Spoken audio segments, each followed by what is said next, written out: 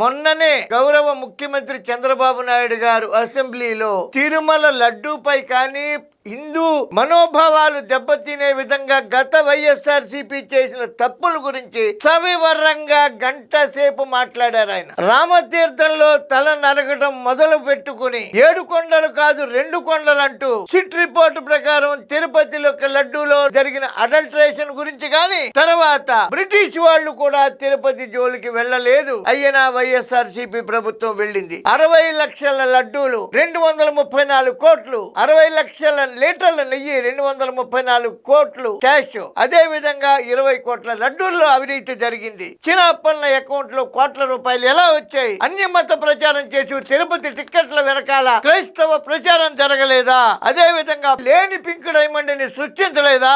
అలాగే పరకామణిలో చోరీ జరగలేదా? తిరుమల డిక్లరేషన్ ఎందుకు క్యాన్సిల్ చేశారు? ఎంతో పవిత్రమైనటువంటి తిరుపతే కాదు, మన గురువాయూరులోని అన్ని చోట్ల కూడా డిక్లరేషన్ ఇచ్చి దర్శనం చేసుకోవాలి, దాన్ని ఎందుకు క్యాన్సిల్ చేశారు?